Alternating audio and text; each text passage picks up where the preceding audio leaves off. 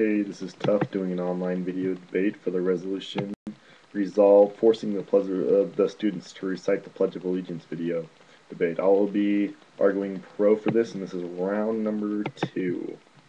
So first off, I would like to thank my opponent for a quick response.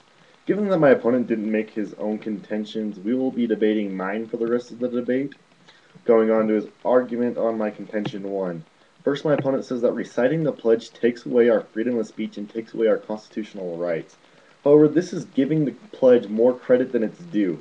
So by your logic, you're saying that if a teacher gives us homework, that they are violating our rights? Believe it or not, we do have the choice to choose not to pledge our allegiance. If we say we don't want to say the pledge, we're not going to be locked up and thrown in jail. Really, we're not violating anybody's freedom of speech by requiring them to say the pledge. Of course, by not doing it, you may suffer the loss of like a citizen point from a teacher or something, but really we're not forced or confined to the pledge. We still have our freedom of speech. By pledging to the flag, we aren't necessarily agreeing with the values of the United States, as I said in my contention 1. Thus, the pledge really isn't confining. Your religion won't prosecute you for pledging to the flag either. And if they do, then obviously you have some stuff to work out with your religion. However, the pledge should not be held responsible for seeing it as not confining in and of itself.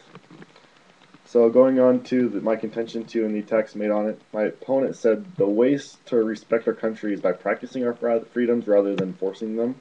The pledge really is only a reminder. If you agree that we should be practicing and utilizing our freedoms, then really is there any reason for us not to recite our Pledge of Allegiance? There isn't really one, is there? We show respect by reciting a few simple lines. It's not like there's a government contract saying that if we have to agree with the pledge if we state it. Arguments against reciting the pledge are really unfounded. Going on to my third contention, he says it's not an argument. Yes, it actually is an argument. My opponent cannot state any specific things in the pledges that make it so detrimental, then really, why not force students to say it? All I'm saying is that if we recite the pledge, we really are only pledging good values and supporting the country that allows us to be free and live the way we do. My opponent has no contentions, so we must look at my arguments overall as having superiority. If I can prove in my contentions that there's nothing wrong with being forced to recite the pledge, then we must vote pro. To conclude, I strongly urge the viewers to vote pro, as I have proven that 1, we're not confined to the pledge, 2, we recite the pledge out of respect, and 3, there's essentially nothing wrong with the pledge, so why not recite the good values?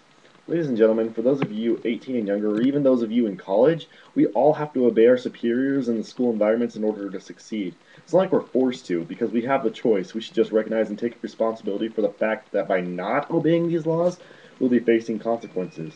My opponent has not proven that there's anything wrong with the pledge other than that it violates our freedoms, and I have clearly proven this wrong.